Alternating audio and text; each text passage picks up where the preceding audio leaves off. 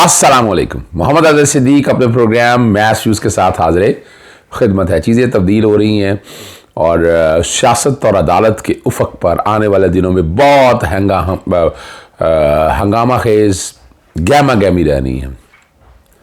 मैं पहले बता चुका कौन कौन से अहम केसेस हैं। सबसे पहला केस तो सुप्रीम कोर्ट ने फ़िक्स कर दिया है और वो केस जो है बुनियादी तौर पर प्रैक्टिस एंड प्रोसीजर एक्ट के हवाले से है। मुझे भी नोटिस आया हुआ है, चौधरी गुलाम हुसैन साहब की तरफ से फ़ाइल किया था। 18 सितंबर के लिए है लार्जर बेंच यानी फुल कोर्ट में सुनने में आ रहा है। अभी तक लिस्ट मेरे पास नहीं आई है और जस्टिस काजी फाइज साहब सरबराही करेंगे और 13 अप्रैल को इस कानून पर अमल दरामद रोका था। ये आज खुद नोटिस लेने के हवाले से प्रोसीडिंग रेगुलेट करने का है मामला है। और जो बातें मैं आपको बताता रहा हूँ, मैं 2007 वकला मूवमेंट में साथ रहा हूँ। आज जो हल्फ बरदारी की जो तस्वीर जो यानी आज जो हल्फ बरदारी की जो तकरीब हुई है उसमें जैसे अपना चीफ जस्टिस इफ्तिखार चौधरी और जस्टिस तसद्दुक़ हुसैन जिलानी बड़ा सामने नज़र आए। जैसे तसद्दुक़ हुसैन जिलानी आपको पता है इंटरनेशनल कोर्ट ऑफ हेग में गुलशन यादव में, उसके अलावा इनके भाई जो है इस वक्त वजारत ख़ारजा संभाली हैं और अमेरिका में हैं।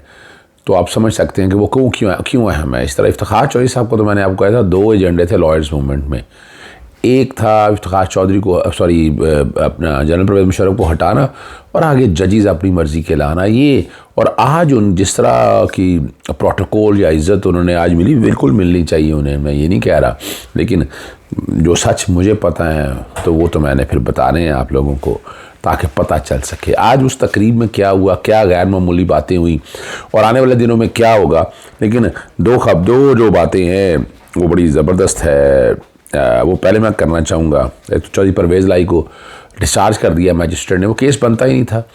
असूली तौर पर तो ड्यूटी मैजिस्ट्रेट का इख्तियार, जैसे इमरान रियाज को मुझे याद है लाहौर के मैजिस्ट्रेट से डिस्चार्ज मैंने करवाया था और वो केस कोई नहीं था। ड्यूटी मैजिस्ट्रेट का काम ही ये है। तो लाजमी नहीं है कि मैजिस्ट्रेट ओरिजिनल बैठा हो तो उसी ने ये सारे इख्तियारात इस्तेमाल करने हैं। और अब उम्मीद है कि चौधरी जब ये प्रोग्राम चल रहा होगा चौधरी परवेज़ लाई साहब शायद घर आ गए या कोई और नया अगली गिरफ्तारी का जो है वो कुछ ना कुछ सिलसिला तैयार होगा। लड़ाई बड़ी है, ऑपरेशन रजीम चेंज, बहुत से हक़ाइक़ सामने। और ये लड़ाई क्या है मुझे तो बहुत सी चीज़ें पता है आने वाले दिन में, लेकिन कुछ चीज़ों का मैं इशारा आपके सामने मैं कर चुका हूँ और बता चुका हूँ। और उन्हीं में ज़रा बड़ी मज़ेदार बात पर देखिएगा, हमारे दोस्त हमजा परवेज़ साहब ये शरीफ ख़ानदान के वकील भी और इलेक्शन कमीशन के वकील भी थे तोशा खाना में। उनकी तस्वीर बाकायदा जो है फरमाइशी तौर पर लगाकर लीक की जाती है और बताया जाता है कि जनाब उनसे मुलाकात हुई है। तो मैंने फिर सवाल पूछ लिया इलेक्शन कमीशन से कि मैंने कहा फिर ये खिदमात किसके कहने पर हासिल की थी, ज़रा कौम के सामने वो रखा जाए। आखिर एक बात करने के बाद मैं फिर चला जाऊँगा जस्टिस काजी फाइज साहब के हवाले से। और ये बाकायदा एक प्लान के साथ बताया जा रहा है कि जस्टिस बंदयाल जो हम ख्याल जजों के बेंच बनाने का इन बेइंसाफ़ी का दौर ख़त्म हुआ। बड़ी हैरान कुन बात है, बड़ा हैरान भी मैं होता हूँ इस बात के ऊपर। और 28वें चीफ जस्टिस थे जस्टिस काजी फाइज साहब, 29वें चीफ जस्टिस है। 65 बरस है जब उम्र आपकी हो जाए, जब जैसे ही आप 65 बरस में आएँ तो आपको रिटायरमेंट है automatic by flux of time. ये आइन कहता है, हमारे आइन पाकिस्तान में लिखा है कि आप जब हाई कोर्ट से आते हैं और ये और डायरेक्ट भी आ सकते हैं, लेकिन जब आप हाई कोर्ट से आते हैं तो आप जब आपकी अपॉइंटमेंट हो गई है तो आपकी रिटायरमेंट ये फ्रेश अपॉइंटमेंट है। सीनियरिटी का प्रिंसिपल कुछ पहले भी सेट किया हुआ था, वो बिल्कुल नहीं है यहाँ पर। और अजीब है, यानी वो दौर में बात करते हैं जस्टिस चीफ जस्टिस गुलजार साहब के बारे में, जस्टिस साकिब निसार साहब के बारे में, और बड़ी बातें होती हैं। लेकिन ये मैं बात बता दूं, लॉयर्स मूवमेंट में मैंने देखा है इफ्तिखार चौधरी साहब तो क्या था, वो क्या असूलों की थी, लेकिन ये 4 जज जस्टिस साकिब निसार, जस्टिस सरदार लतीफ़ खोसा और जस्टिस अजमत सईद और चीफ जस्टिस उमरता बंदयाल बड़े अच्छे दोस्त और असूलों पे बात की है। पैसा बनाना चाहते और चीज़ें काम करना चाहते तो बहुत कुछ कर सकते थे। ठीक है ना जी। और सिविलियन बात, 3 बेंच डटा रहा और पार्लियामेंट के बनाए गए कवानीन को हम ख्याल जज ने इनकी अपनी मर्जी से तशरीह कर दिया। मैं हैरान होता हूँ। अच्छा, इसमें क्या बात है? इसमें 63A के हवाले से बात है। 63A पे भी वोट अमानत में ख़यानत की इजाज़त दे दी जाए। मैं हैरान होता हूँ, इतना ज़बरदस्त फैसला लिखा है जस्टिस मुनीब अख्तर में, और आप कमाल रहेंगे। चौधरी परवेज़ आई को वज़ीर आला बनाना, क्या वज़ीर बनाना? अक्सरियत थी उनकी भाई, क्या कहना चाहते हैं आप? क्या यानी इस तरह की अजीबोगरीब सी बातें बैठकर, और कमाल की बात है उसके हवाले से। अच्छा, और नायब की तरामीम के हवाले जस्टिस मंसूर अली शाह की फ़िलासफ़ी हमारी खुद समझ से बाहर है। भाई पार्लियामेंट इतनी मादरपिता आज़ाद नहीं है, ये आ जाएंगी सारी चीज़ें आप लोगों के सामने।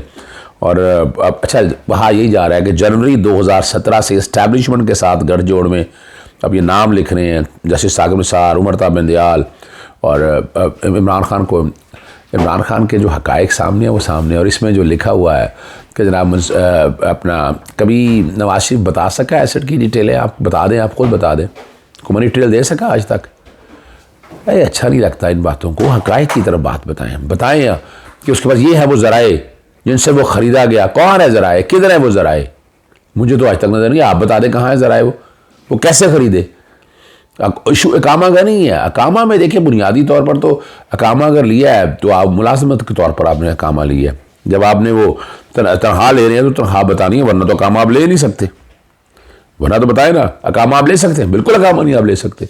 अकामा आपने तब रखना है कि जब आप तनख्वाहदार मुलाजिम है, फिर वहाँ पर फ्रॉड नहीं किया जा सकता। दुबई में वो तनख्वाह आनी चाहिए, जानी चाहिए, पटक। और जब वो आप तनख्वाह वो लेंगे और अगर आप पाकिस्तान के अंदर हैं तो फिर पाकिस्तान में आपको डिक्लेयर करना है। ठीक है, फ़र्ज़ करें आप, और जब आप पाकिस्तानी हैं, और आज मैं नई बात करने लगा हूँ, तो बाहर रहते हैं आप, तो आप नॉन रेजिडेंट पाकिस्तानी हैं, वहाँ पे टैक्स का रेट और है। अगर आप इनकम अर्न करते हैं तो पाकिस्तान में इनकम टैक्स की रिटर्निंग और वेल्थ स्टेटमेंट फ़ाइल करनी है आपको। तो बताएं ना ज़रा वहाँ कहाँ है, कौम के सामने वो ले हैं। चलें आज आ जाते हैं जी। गैर मामूली मनाजर थे। हमारे दोस्त अदील सरफराज ने बहुत सी चीज़ें वहाँ लिखी हैं, चूँकि मेरे पास इन्फॉर्मेशन वहीं से शेयर हुई है।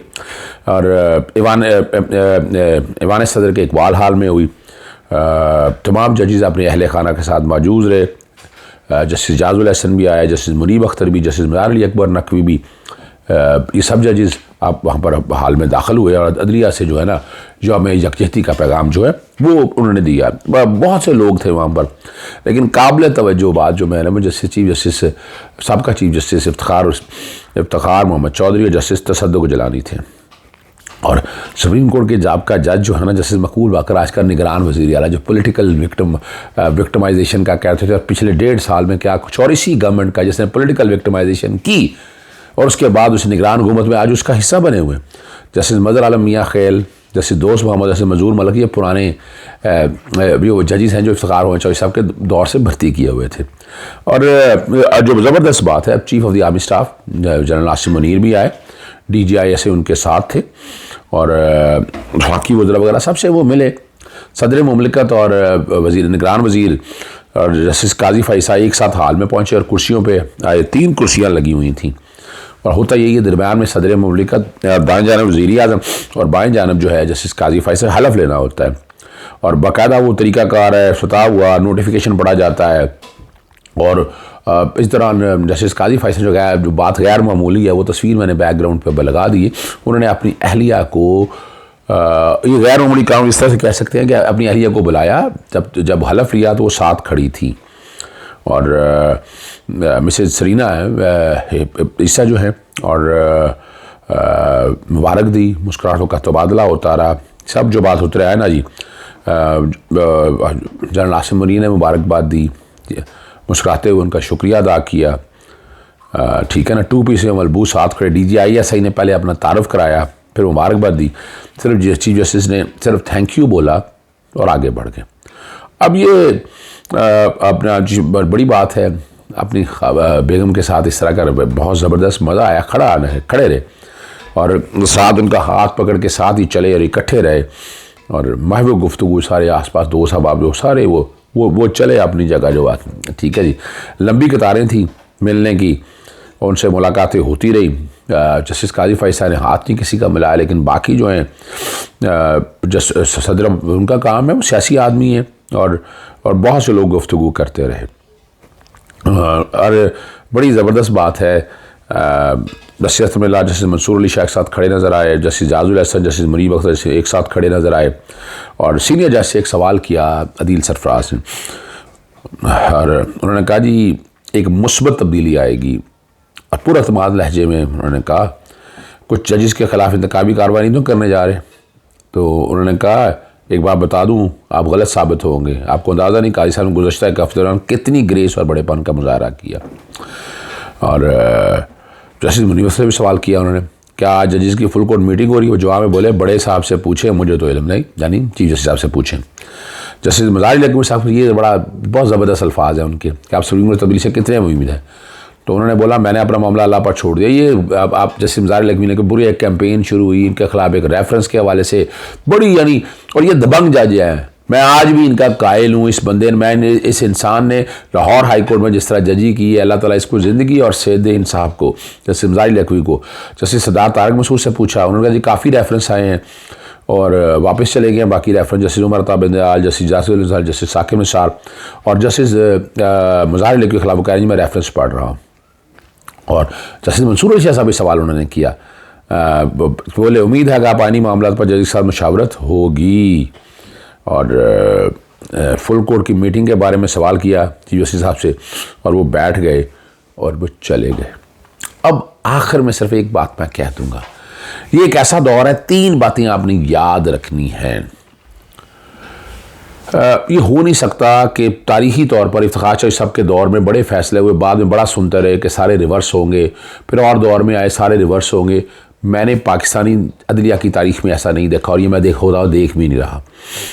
नुक्ता नज़र आप कह सकते हैं 184(3) की, और मैं नहीं समझता कि एपेलेट प्रोसीडिंग की इजाज़त होनी चाहिए 184(3) के अंदर। बहुत बड़ा पेंडोरा बॉक्स खुल जाएगा। आइन में तरमीम कर लें तो ठीक है, अब पता नहीं फुल कोर्ट क्या कहती है इसके बारे में, लेकिन मैं आपके सामने अपना नुक्ता नज़र रख दूँ। दूसरी बात जो है यहाँ देखना ये है कि अदलिया पिछले दिनों जैसे एस्टैब्लिशमेंट के कई मामलात में बेबस नज़र आई और कई जजेस तो जो नुक्ता नज़र लेके चल रहे थे आप लोगों के सामने है। क्या अब इस दौर के अंदर यहाँ क्या होगा? चौधरी परवेज़ लाई की आज रिहाई को मैं किसी और एंगल से देख रहा हूँ। अब उनको गिरफ्तार मुझे नहीं होता नज़र आएंगे वो।